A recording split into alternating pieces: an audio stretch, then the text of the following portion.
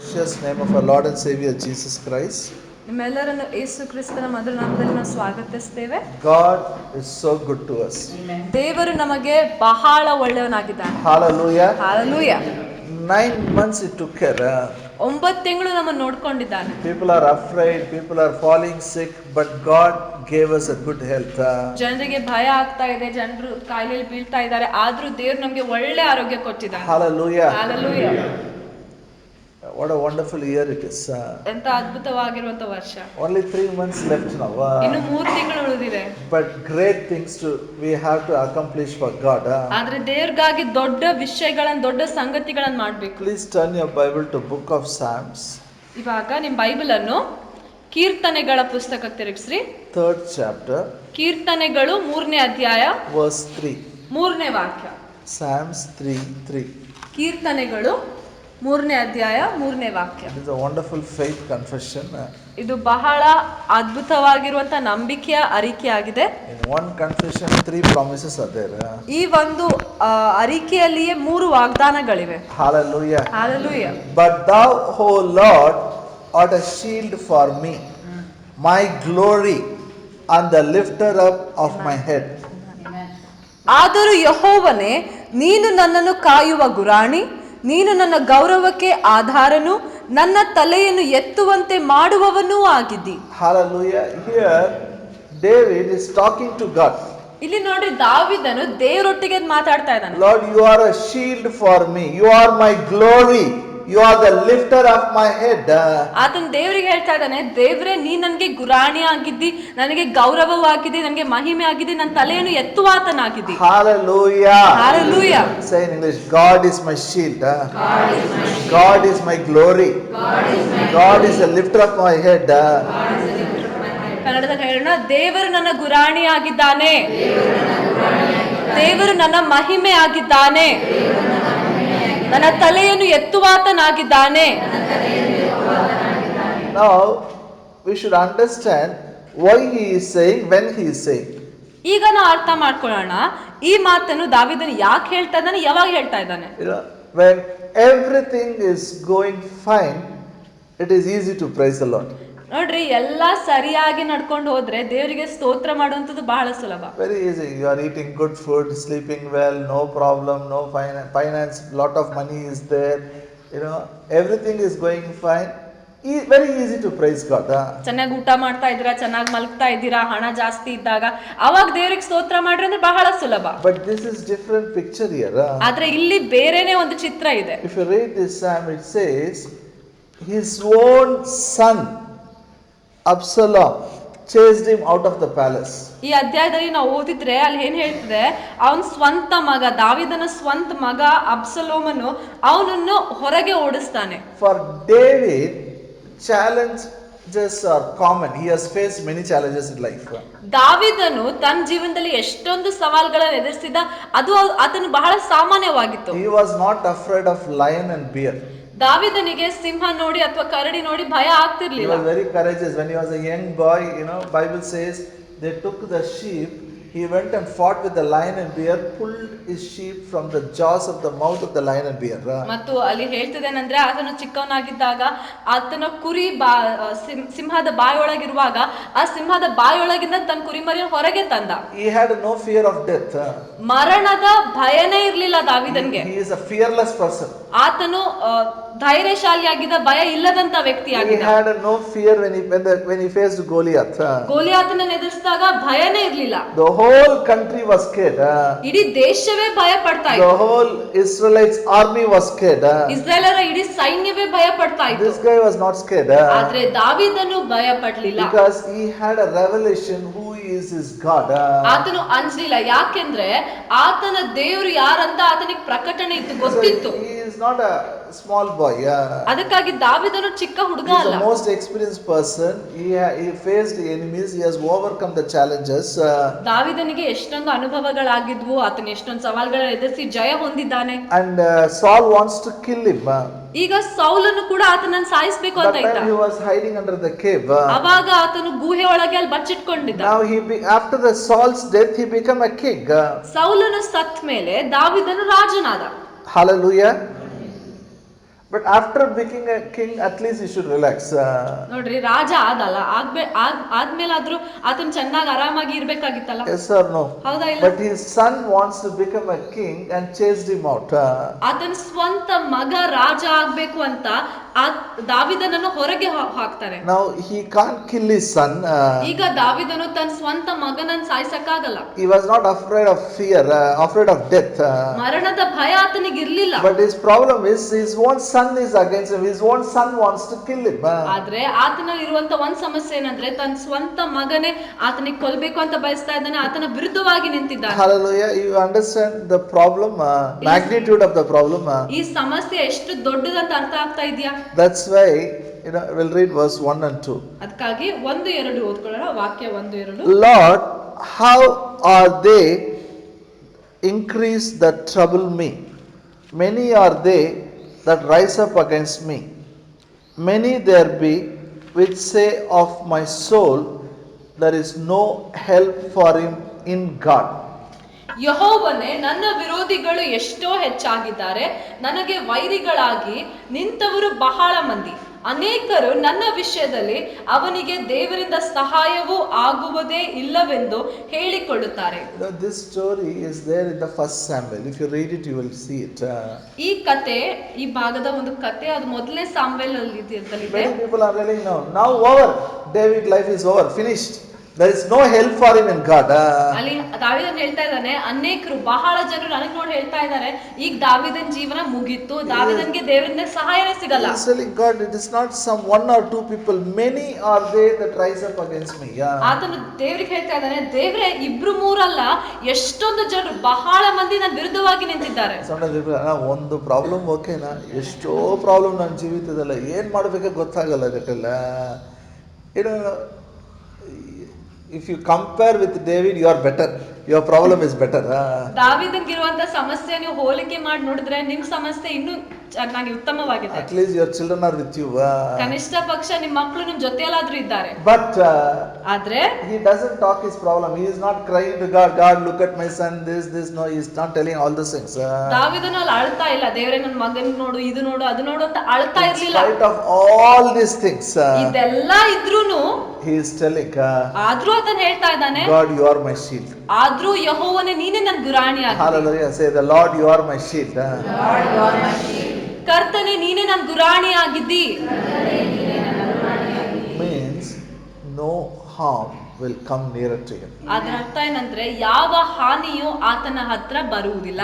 God will protect him. He is declaring, he is not in the palace, he is hiding in the cave. So that Absalom's people are looking to kill him. He had no power, but still he says, Lord you are my shield. ನೋಡ್ರಿ, ದಾವಿದನು ಈ ವಾಕ್ಯ ಹೇಳುವಾಗ ಆತನ ಅರಮನೆಯಲ್ಲಿ ಇರಲಿಲ್ಲ, ಆತನು ಗುಹೆಯೊಳಗೆ ಬಚ್ಚಿಟ್ಕೊಳ್ತಾ ಇದ್ದ. ಅಬ್ಸಲೋಮಿನ ಎಲ್ಲಾ ಜನರು ಆತನಿಗೆ ಕೊಲ್ಬೇಕು ಅಂತ ಹುಡುಕ್ತಾ ಇದ್ರು, ಆದ್ರೂ ಆತನ ಹೇಳ್ತಾ ಇದ್ದಾನೆ, ಕರ್ತನೆ ಯೆಹೋವನೇ ನೀನೇ ಗುರಾಣಿ ಆಗಿದ್ದಿ. Hallelujah. One more time say, Lord you are my shield. Lord you are my shield. ಇನ್ನೊಂದ್ಸಲ ಹೇಳೋಣ, ಕರ್ತನೆ ನೀನೇ ನನ್ನನ್ನು ಕಾಯುವ ಗುರಾಣಿ.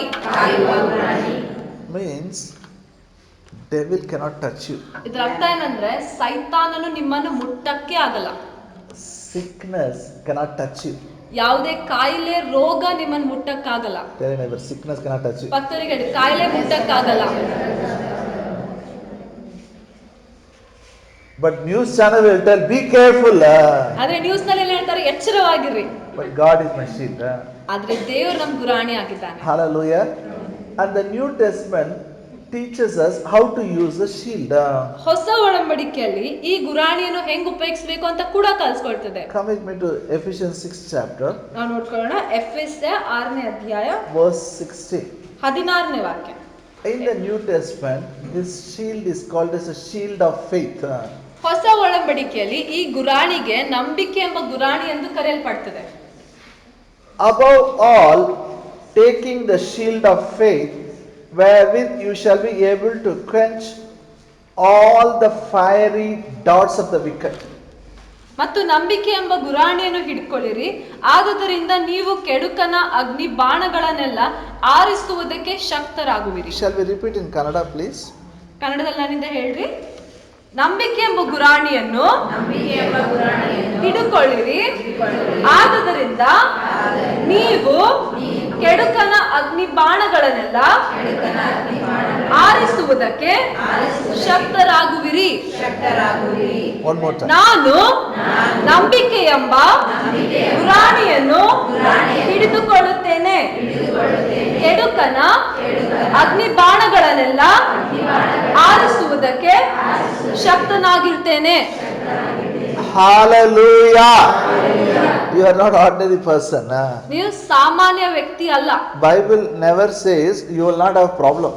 ನೋಡಿ, ಬೈಬಲ್ ಅಲ್ಲಿ ಎಂದಿಗೂ ಹೇಳಲ್ಲ ನಿಮ್ಗೆ ಸಮಸ್ಯೆನೇ ಬರಲ್ಲ ಅಂತ ಹೇಳೋದಿಲ್ಲ. Bible says fiery darts of the wicked one is there. Bible ಅಲ್ಲಿ ಹೇಳ್ತಾ ಇದೆ, ಕೆಡುಕನ ಕೆಟ್ಟ ಮನುಷ್ಯನ ಎಲ್ಲಾ ಅಗ್ನಿ ಬಾಣಗಳಿವೆ. The devil is trying his level best. ಸೈತಾನನು ಅಲ್ಲಿ ಇಲ್ಲಿ ಸ್ವಲ್ಪ ಪ್ರಯತ್ನ ಮಾಡ್ತಾನೆ. But you are going to use shield of faith. ಆದ್ರೆ ನೀವೇನ್ ಮಾಡ್ತೀರಾ? ಗುರಾಣಿಯನ್ನು ಹಿಡ್ಕೊಂಡು ನಿಮ್ಮನ್ನು ಕಾಪಾಡ್ಕೊಳ್ತೀರಾ. You know, when we say shield, you should not think about the sports. When you win the prize, what shield they give, that should not come in your mind. Shield ಅಂದಾಗ sports ನಲ್ಲಿ ಅದು ಒಂದು ಹೀಗೆ ಕೊಡ್ತಾರಲ್ಲ, ಅದು ಅಲ್ಲ. How big is that shield? What ಆ you get shield in ಎಷ್ಟು school? ದೊಡ್ಡದಾಗಿರ್ತದೆ? Sometimes this much, sometimes this much, or maximum this much size. That's all it is. ಅಲ್ಲಿ ಎಲ್ಲಾದ್ರೂ ಹೋಗಿ ಆಟ ಆಡಿದಾಗ ಅಲ್ಲಿ ದೊಡ್ಡದಾಗಿ ಶೀಲ್ಡ್ ಕೊಡ್ತಾರಲ್ಲ, ಇದಿಷ್ಟು ಅಥವಾ ಇಷ್ಟು ಇರ್ತದೆ. That is not the shield. ಅದು ಈ ಗುರಾಣಿ ಅಲ್ಲ. Paul says about Roman soldier what shield he was using. ಪೌಲನು ಇಲ್ಲಿ ರೋಮ ಸೈನಿಕನು ಉಪಯೋಗಿಸುವಂತ ಗುರಾಣಿಯ ಬಗ್ಗೆ ಮಾತನಾಡ್ತಾ That ಇದ್ದಾನೆ. shield was like a door size. It is. ಆ ಗುರಾಣಿ ಬಾಗಿಲಿನ ಒಂದು ಸೈಜ್ ಪ್ರಕಾರ ಇತ್ತು. It protects the soldier from top to bottom. ಆತನು ಆ ಗುರಾಣಿ ಹಿಡ್ಕೊಂಡ್ರೆ ಬಾಗಿಲ್ ತರ ನಿಂತ್ಕೊಳ್ತಾ ಇತ್ತು, ತಲೆಯಿಂದ ಕಾಲಿನವರೆಗೆ ಕಾಪಾಡ್ತಾ ಇತ್ತು. Now I am going to use the shield of faith. ಇವಾಗ ನಾನು ನಂಬಿಕೆ ಎಂಬ ಗುರಾಣಿಯನ್ನು You ಉಪಯೋಗಿಸ್ತೇನೆ. are going to use the shield of faith. ನೀವು ನಂಬಿಕೆ ಎಂಬ ಗುರಾಣಿಯನ್ನು It ಉಪಯೋಗಿಸ್ತೀರಾ. says you are able to use the shield of faith. ಅಲ್ಲಿ ಏನ್ ಬರ್ದಿದೆ? ನಂಬಿಕೆ ಎಂಬ ಗುರಾಣಿಯನ್ನು ಉಪಯೋಗಿಸುವುದಕ್ಕೆ ಶಕ್ತರಾಗುವಿರಿ. Amen. Hallelujah. So Bible is not telling you are a helpless person. ನೋಡ್ರಿ, Bible ಹೇಳ್ತಾ ಇಲ್ಲ ನಿಮ್ಗೆ ಶಕ್ತಿನೇ ಇಲ್ಲ, ಅಸಹಾಯಕರು ಅಂತ ಹೇಳ್ತಾ ಇಲ್ಲ. See, problems will come, challenges will come. ಸಮಸ್ಯೆಗಳು ಬರ್ತವೆ, ಸವಾಲ್ಗಳು ಬರ್ತವೆ. Sometimes it will come to you. If not you, it will try in your family members. ಕೆಲವೊಂದ್ಸಲ ನಿಮ್ಗೆ ಬರ್ಬೋದು, ಅಥವಾ ನಿಮ್ಗೇನು ಆಗ್ಲಿಲ್ಲ ಅಂತ ನಿಮ್ ಕುಟುಂಬದಲ್ಲಿ ಯಾರಿಗಾದ್ರೂ ಬರ್ಬೋದು. Try to touch your belongings, your things. ಅಥವಾ ನಿಮ್ಗಿರುವಂತ ವಸ್ತುಗಳಿಗೆ ಮುಟ್ಬೇಕು ಅಂತ ಪ್ರಯತ್ನ ಮಾಡ್ತಾನೆ. But thank God we have a shield of faith. ಆದ್ರೆ ದೇವರಿಗೆ ಸ್ತೋತ್ರ, ನಮ್ಮಲ್ಲಿ ನಂಬಿಕೆ ಎಂಬ ಗುರಾಣಿ ಇದೆ. When it comes, the word of God protects you like a shield. ಯಾವಾಗ ಯಾವುದೇ ಸೈತಾನನ ಕಾರ್ಯಗಳು ಬಂದಾಗ ದೇವರ ವಾಕ್ಯವು ಅಲ್ಲಿ ನಂಬಿಕೆಯ ಗುರಾಣಿಯಾಗಿ ನಿಂತ್ಕೊಳ್ತದೆ, ಕಾಪಾಡ್ತದೆ. For example, ಉದಾಹರಣೆಗೆ, now listen to me. Somebody sneezes in the house. ಮನೇಲಿ ಯಾರಾದ್ರೂ ಸೀನ್ ಇದ್ರೆ What you will tell? ಏನ್ ಮಾಡ್ತೀರಾ? ಏನ್ ಹೇಳ್ತೀರಾ? ಮುಟ್ಟಿ ನೋಡ್ತೀವಿ, ಬಂದದ ಜ್ವರ ಬಂದದ. There's nothing wrong in checking. ಅಲ್ಲಿ ಮುಟ್ಟಿ ನೋಡಿ ಚೆಕ್ ಮಾಡೋದ್ರಲ್ಲಿ ತಪ್ಪೇನಿಲ್ಲ. But don't tell with your mouth. Fever has come. ಆದ್ರೆ ಬಾಯಿ ತೆರೆದು ಹೇಳ್ಬೇಡ್ರಿ ಜ್ವರ ಬಂತು ಅಂತ. Instead of that, you tell them, you touch them and say, you are healed by the stripes of Jesus. ಅಲ್ಲಿ ಮುಟ್ಟಿದ್ರುನು ನೀವು ಅಲ್ಲಿ ಹೇಳ್ರಿ, ಅರಿಕೆ ಮಾಡ್ರಿ, ಯೇಸುವಿನ ಬಾಸುಂಡೆಗಳಿಂದ ನೀನು ಅವಾಗಲೇ ಗುಣವಾಗಿದ್ದಿ. The moment you say it, you are using shield of faith. ಯಾವ ಕ್ಷಣ ನೀವು ಹೇಳ್ತೀರೋ ಅವಾಗ್ಲೇ ನಂಬಿಕೆ ಎಂಬ ಗುರಾಣಿ ಉಪಯೋಗಿಸ್ತೀರಾ. You know, the fiery darts are there. ಅಗ್ನಿ ಬಾಣಗಳಿವೆ. But when you tell the scripture, it goes back. ಆದ್ರೆ ನೀವು ವಾಕ್ಯ ಹೇಳಿದಾಗ ಆ ಬಂದಿರುವಂತ ಅಗ್ನಿ ಬಾಣಗಳು ವಾಪಸ್ You ಹೋಗ್ತವೆ. understand fiery darts? ಅರ್ಥ ಆಗ್ತಿದ್ಯಾ ಅಗ್ನಿ ಬಾಣ ಅಂದ್ರೆ? Okay, nowadays nobody uses fiery darts in the battle. They use missiles.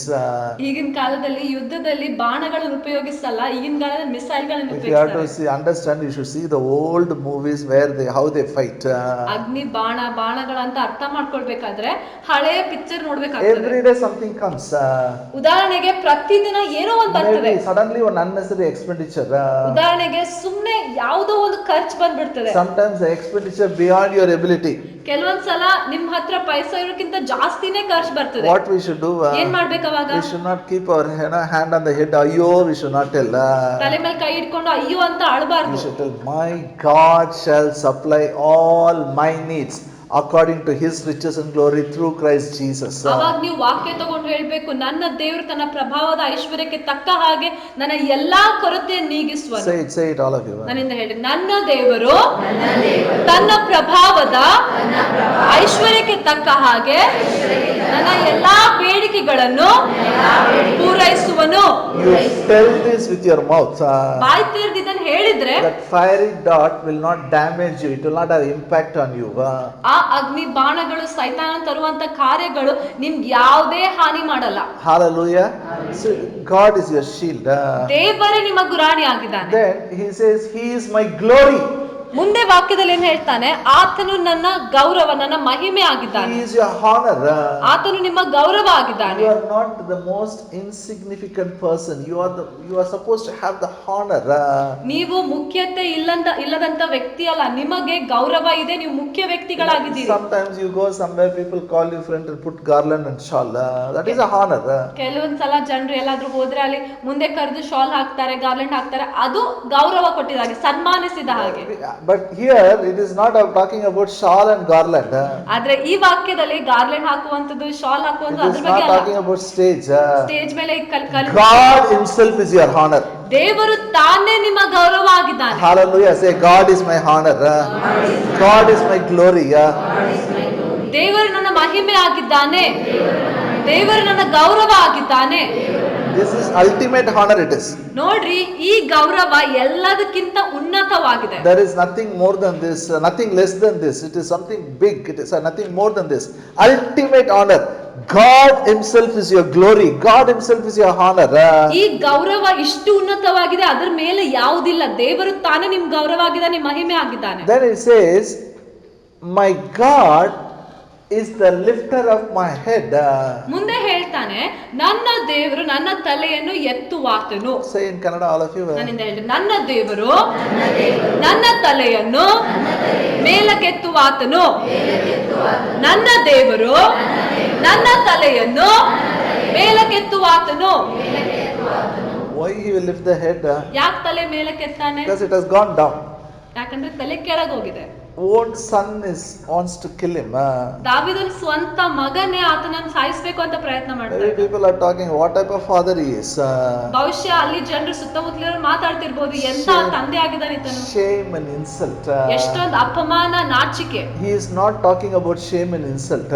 ಇಲ್ಲಿ ದಾವೀದನು ಅಪಮಾನ, ನಾಚಿಕೆ ಆಗ್ತಾ ಇದೆ ಅಂತ ಮಾತಾಡ್ತಾ He ಇಲ್ಲ. is telling, my God is the lifter of my head. ಆದ್ರೂ ಅದನ್ನು ಹೇಳ್ತಾ ಇದ್ದಾನೆ, ನನ್ನ ದೇವರು ನನ್ನ ತಲೆಯ ಮೇಲಕ್ಕೆತ್ತುವಾತನು. The same place where you put your head down, God will lift your head up. ನೀವು ಯಾವ ಸ್ಥಳದಲ್ಲಿ ತಲೆ ಬಾಗಿ ನಿಂತಿದ್ದೀರೋ ಅದೇ ಸ್ಥಳದಲ್ಲಿ ದೇವರು ನಿಮ್ಮ ತಲೆಯನ್ನು ಮೇಲಕ್ಕೆತ್ತಾನೆ. He knows one day he will go back as a king. ಆತನಿಗೆ ಗೊತ್ತು, ಆತನು ತಿರುಗಿ ಒಂದಿನ ರಾಜನಾಗಿ ಹೋಗ್ತಾನೆ. But only problem is David is not like you. He is not a new creation. ಆದ್ರೆ ಒಂದೇ ಸಮಸ್ಯೆ, ದಾವೀದನು ನಿಮ್ಮ ಹಾಗೆ ಅಲ್ಲ, ಆತನು ನೂತನ ಸೃಷ್ಟಿ ಆಗಿರ್ಲಿಲ್ಲ. 1/3 of you is a new creation. ನಿಮ್ಮಲ್ಲಿ 3ರಲ್ಲಿ 1 ಭಾಗ ಹೊಸ ಸೃಷ್ಟಿಯಾಗಿದೆ. You are washed by the blood of Jesus. ನೀವು ಯೇಸುವಿನ ರಕ್ತದಿಂದ ತೊಳೆಯಲ್ಪಟ್ಟಿದ್ದೀರಿ. You are like Jesus. ನೀವು ಯೇಸುವಿನ ಹಾಗೇನೇ ಇದ್ದೀರಿ. But David is ordinary man. ಆದ್ರೆ ದಾವೀದನು ಸಾಧಾರಣ ವ್ಯಕ್ತಿ. So he cried with a loud voice. ಅದಕ್ಕಾಗಿ ಆತನು ಗಟ್ಟಿಯಾಗಿ ಅಲ್ಲಿ ಅಳ್ತಾನೆ. Verse 4 to 6. 4ನೇ ವಾಕ್ಯದಿಂದ 6ನೇ ವಾಕ್ಯ ಓದ್ಕೊಳ್ಳೋಣ. ಕೀರ್ತನೆಗಳು 3ನೇ ಅಧ್ಯಾಯ 4ನೇ ವಾಕ್ಯದಿಂದ 6.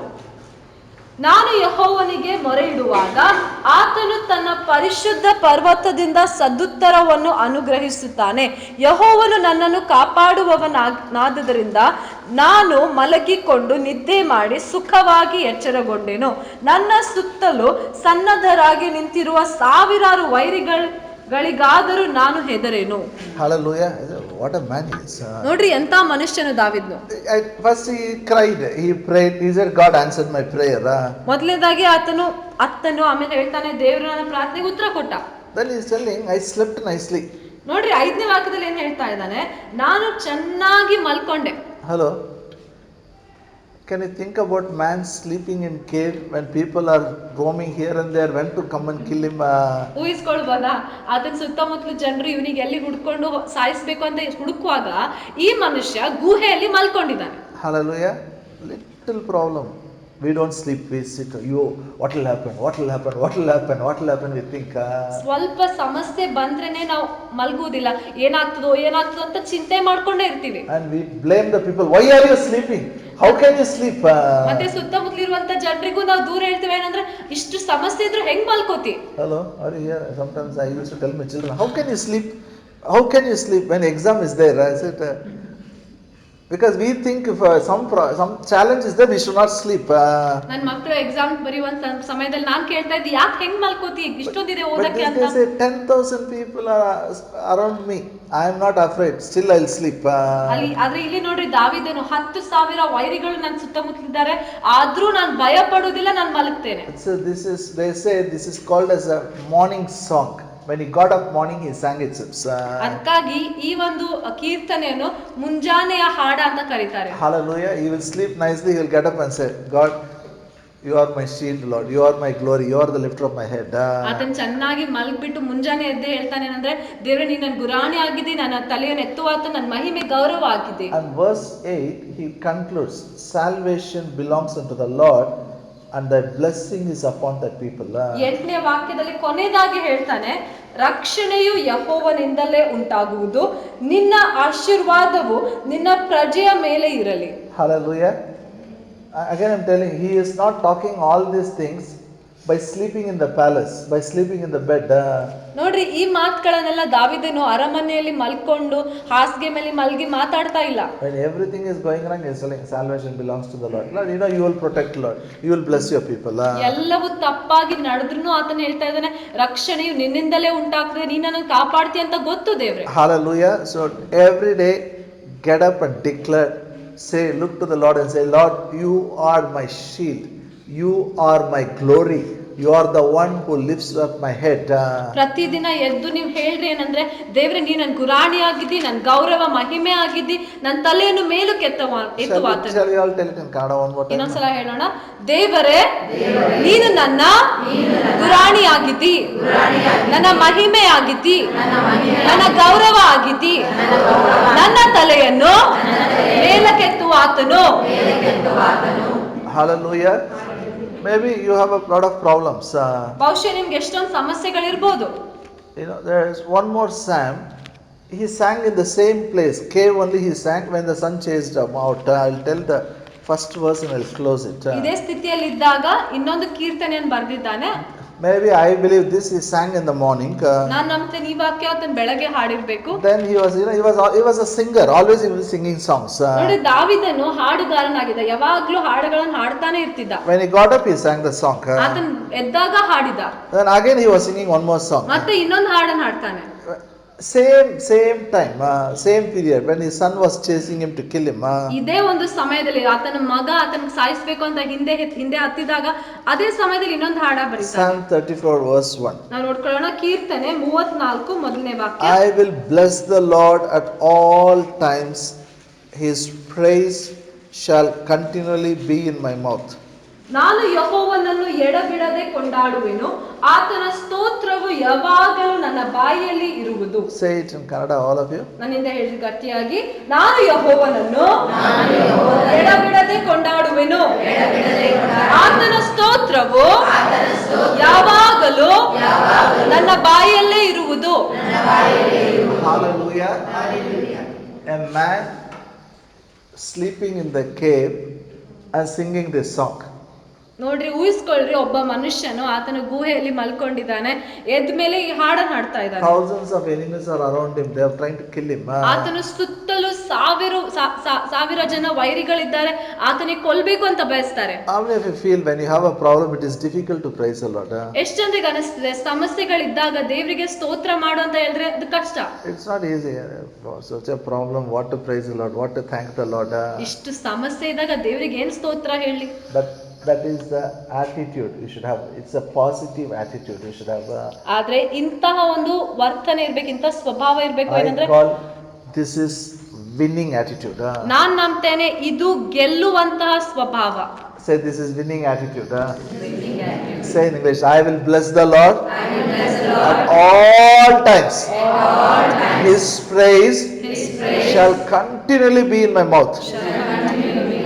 ಕನ್ನಡದಲ್ಲಿ ಹೇಳೋಣ, ನಾನು ಯೆಹೋವನನ್ನು ಎಡಬಿಡದೆ ಕೊಂಡಾಡುವೆನು. ಆತನ ಸ್ತೋತ್ರವು ಯಾವಾಗಲೂ ನನ್ನ ಬಾಯಲ್ಲೇ ಇರುವುದು. He is telling to his mind, next verse, he is telling to himself. ಮುಂದಿನ ವಾಕ್ಯದಲ್ಲಿ ದಾವೀದನು ತನ್ನ ಮನಸ್ಸಿಗೆ ಹೇಳ್ತಾ ಇದ್ದಾನೆ, ತನಗೆ ತಾನೇ ಹೇಳ್ತಾ My ಇದ್ದಾನೆ, soul shall make her boast in the Lord. ನನ್ನ ಮನಸ್ಸು ಯೆಹೋವನಲ್ಲಿ ಹಿಗ್ಗುತ್ತಿರುವುದು. Hallelujah. Because mind is the problem. It's not praising. ಯಾಕಂದ್ರೆ ಮನಸ್ಸಿನಲ್ಲಿಯೇ ಸಮಸ್ಯೆ, ಮನಸ್ಸು ಸ್ತೋತ್ರ ಹೇಳ್ತಾ ಇಲ್ಲ. Then he thought, if this mind allow, it will go back, come back. Then he called all his people and he was saying one more scripture. I like it very, very much. ಆಮೇಲೆ ಆತನು ತನ್ನ ಜೊತೆಗಿರುವಂತ ಜನರನ್ನೆಲ್ಲ ಕರೆದು ಆತನ ಇನ್ನೊಂದು ವಾಕ್ಯ ಹೇಳ್ತಾನೆ. The best way to praise God, call the people around you and praise Him.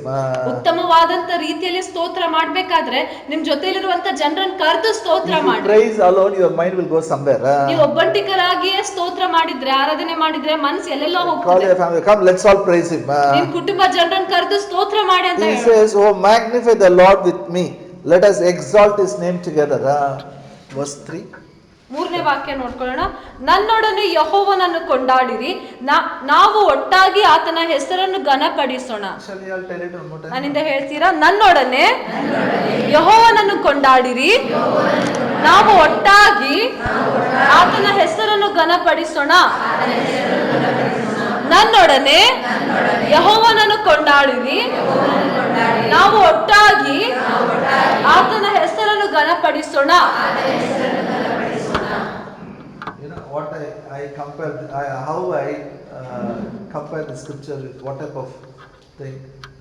It's like if somebody gets a gold medal, if he says, "Come, let's eat biryani," it doesn't matter much.